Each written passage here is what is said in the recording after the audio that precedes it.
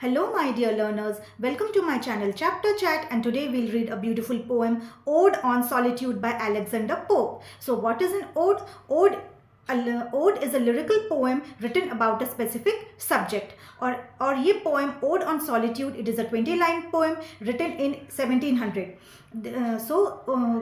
Alexander Pope, he was born on 21 May 1688 and he died on 30th May 1744. And Alexander Pope was one of the greatest English poets. और ये poem Ode on Solitude उन्होंने तब लिखा था जब उनको 12 years हो रहा था। वो 12 साल की उम्र में उन्होंने इतनी अच्छी पोएम लिखी है। और उनके अदर फेमस वर्क्स हैं रेप ऑफ लॉक, डनशियार्ड, ये सब उनके बहुत फेमस वर्क हैं। और इस पोएम में ओड ऑन सॉलिट्यूड में उन्होंने बोला है कि उनको अकेलापन, लोनलीनेस कभी कभी उनको बहुत अच्छा लगता है। So let's start the poem. Before I start the poem, those who are new to my channel and those who are watching the video, please do subscribe my channel. So let's start. Happy the man whose wish and care a few parental acres bound. तो happy the man, तो the poet wants to say here, poet यहाँ पे बोलना चाहते हैं वो इंसान बहुत खुश होगा, बहुत खुश होता है वो इंसान whose wish and care a few parental acres bound. तो वो इंसान बहुत हैप्पी होता है और बहुत खुश होता है जिसके पास उसके पेरेंट्स की कुछ एकर्स लैंड होती है। पेरेंटल लैंड मीन्स उसके पेरेंट्स के साइड की, जो फादर के साइड की कुछ एकर्स लैंड जो उसको उसके फादर से मिली है। जैसे जो पुश्तैनी ज़मीन होती है, जैसे ग्रैंडफादर से फादर को मिलती है, फिर फादर से फिर सन को मिलती है। तो पोएट यहाँ पे कहना चाहते हैं कि वो इंसान बहुत खुश होता है जिसको अपने ग्रैंडफादर से, फादर से कुछ लैंड मिलता है। Content to breathe his native air in his own ground. तो दैट मैन, जिस आदमी को ये ऐसी संपत्ति मिली होती है, जो लैंड मिला होता है, वो बहुत लकी होता है।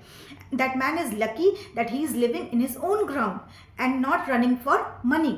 तो पोएट यहाँ पे कहना चाहते हैं ऐसा इंसान वो बहुत खुश होता है और बहुत लकी होता है कि वो मनी के पीछे नहीं भाग रहा है और वो अपने ग्राउंड में है, अपने लैंड में वो खुशी से रह रहा है।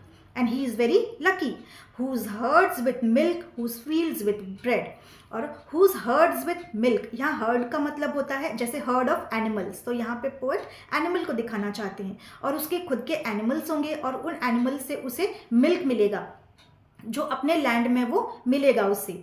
whose field with bread, fields with bread means bread relate करता है किसको, खाने को। तो उसके फील्ड में वो खुद ही ग्रेन्स उगाएगा, वो वहाँ पे ग्रेन्स कल्टीवेट करेगा और वो खुद उन ग्रेन्स को खाएगा। उसे पैसों के पीछे भागने की ज़रूरत नहीं है, क्योंकि वो इतना लकी है कि उसके पास उसका खुद का लैंड है, उसके पास उसका खुद के एनिमल्स हैं जो उसे मिल्क देते हैं, और वूल, जैसे शीप हो गया तो वो वूल देता है, और उसका खुद का फील्ड है जहाँ से उसे ग्रेन्स मिलता है। तो इससे अच्छा लकी इंसान और कौन हो सकता है। Whose flocks supply him with attire. Whose flocks means supply him with attire means here attire means clothes. अगर उसके पास शीप है तो उसको उससे क्लोथ्स, अटायर भी, कपड़े भी मिल जाएंगे, वुलन क्लोथ्स भी मिल जाएंगे। Whose trees in summer yield shade, in winter fire. Whose trees in summer yield shade, मतलब इस लाइन का मतलब है कि अगर वो उस ह्यूमन बीइंग के पास अगर ट्रीज़ हैं, उसके फील्ड में बहुत सारे अगर ट्रीज़ हैं, तो वही ट्रीज़ से समर में वो छाया उसको मिलेगी, शेड में वो आराम से बैठेगा। समर में जब स्कॉर्चिंग हीट उसको लगेगी तो जाके उन पेड़ों की छाया में वो बैठ सकता है। और वही विंटर्स में वही ट्रीज़ की ब्रांचेस को लाके, लकड़ियों को लाके वो आग जलाएगा और उसे ठंड भी नहीं लगेगी। तो इससे लकी इंसान और कोई हो सकता है। Blessed who can conceitedly find hours, days and years slide off softly.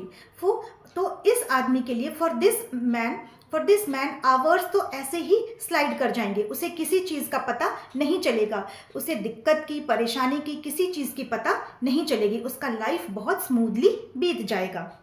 In health of body, peace of mind, quiet by day. So ऐसे जो ह्यूमन बींग्स होते हैं उनका हेल्थ बहुत अच्छा होता है, उनकी लाइफ बहुत स्मूथ होती है, उसे कोई चीज़ की परेशानी नहीं है, कोई चीज़ की टेंशन नहीं है, उसे किसी भी चीज़ के पीछे भागने की ज़रूरत नहीं है, वो बहुत पीसफुली अपना लाइफ हैंडल करता है और खुशी से रहता है, जिससे कि उसको कभी कोई बीमारी नहीं होती। ऑब्वियसली उसको कोई चीज़ की टेंशन नहीं है, और टेंशन नहीं है तो उसको उसका हेल्थ बहुत अच्छा रहेगा and he will be very happy. He is not running after money, he is pleased and happy with what ever things, little things he has. वो उसी में खुश है और उसकी लाइफ बहुत अच्छे से वो बिता रहा है। Sound sleep by night, study and ease together, mixed sweet recreation. तो साउंड स्लीप बाय नाइट, तो ये इंसान जो होता है वो साउंड स्लीप सोता है, रात को चैन से वो सोता है। Study and ease together mixed sweet recreation, study here refers to hardness, और उसकी लाइफ में कठिनाई और हार्डनेस और सॉफ्टनेस, मतलब उसकी ज़िंदगी में हार्डनेस भी है कि उसे मेहनत भी करना पड़ता है, और वो खुश भी है कि उसका लाइफ बहुत ईजिली चल रहा है, उसे किसी की बातें नहीं सुननी पड़ती है, वो अपना लाइफ कंफर्टेबली लीड कर रहा है, उसके पास जितना भी है जो भी है वो उसी में वो खुश है। मतलब recreation here refers to he is very happy, वो अपने लाइफ को बहुत इंजॉय कर रहा है। उसके लाइफ में हार्डवर्क भी है और प्लेजर भी है, और ये चीज़ है कि वो हार्डवर्क को भी अपना रिक्रिएशन के जैसे इंजॉय कर रहा है। वो अपना काम उसे बर्डन नहीं लग रहा है, he is enjoying his work. And innocence which most displease his meditation. This man is innocent. ये जो man है, he is very innocent, and his meditation and his surrounding is peaceful. उसका जो surrounding जिसमें वो रह रहा है, that surrounding is very peaceful. उसको बहुत अच्छा लग रहा है अपने surrounding में. So let me live like this. Nobody disturb me. So let me live unseen known. तो पोएट यहाँ पे कह रहे हैं कि पोइट उनको भी ऐसे मन कर रहा है ऐसे रहने का, तो पोइट कह रहे हैं लेट मी लिव, मुझे ऐसे ही जीने दो, मुझे कोई भी डिस्टर्ब मत करो। पोइट इस लाइफ से, ऐसे लाइफ से इतना खुश हैं कि वो कह रहे हैं कि मुझे भी ऐसे ही लाइफ जीनी है, मुझे कोई डिस्टर्ब मत करो। Thus unlamented let me die, तो पोइट कह रहे हैं let me die like this, मुझे ऐसे ही मरने दो। Nobody should cry after me, मैं नहीं चाहता कि मेरे डेथ के बाद 10 लोग मेरे पीछे रोएं, किसी को रोने की ज़रूरत नहीं है। I am enjoying my life like this and let me die like this.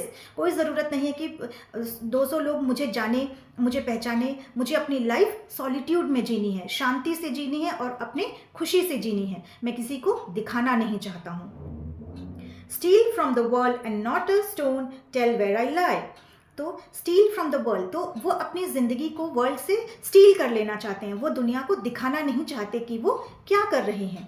And not a stone tell where I lie, तो एक स्टोन को भी पता नहीं चलना चाहिए कि मेरी डेथ के बाद मेरी बॉडी को कहाँ बरी की गई है, लोगों को ये बात पता नहीं चलनी चाहिए। What is the need to tell them, poet यहाँ पे कहना चाहते हैं what is the need to tell all those people, कोई ज़रूरत नहीं है। Who are those people, nobody, तो मेरी लाइफ की चीज़ों को I don't want the need to tell them all the details about my life, मुझे उनको अपने लाइफ के बारे में कोई भी चीज़ नहीं बतानी है। I want to steal my life from this world, I want to live like this, I don't want anybody to know where my grave is. तो पोइट यहाँ पे कहना चाहते हैं मुझे किसी को कुछ भी बताने की ज़रूरत नहीं है, मैं नहीं चाहता लोग मेरे बारे में जाने कि मैं क्या कर रहा हूँ, मैं जहाँ भी हूँ मैं खुश हूँ, और मेरे मरने के बाद भी मेरा ग्रेव कहाँ होगा वो भी मैं नहीं चाहता कि लोगों को पता चले, because I am happy, I am satisfied, that is all I need. So this is the end of the poem. और इस पोएम की जो थीम है वो पोएट यही कहना चाहते हैं कि उन्हें सॉलिट्यूड अच्छा लग रहा है और वो इसी चीज़ में इंजॉय कर रहे हैं और अपना लाइफ ऐसे ही बिताना चाहते हैं। आई होप आपको पोएम समझ में आई हो, and please do subscribe to my channel. Thank you.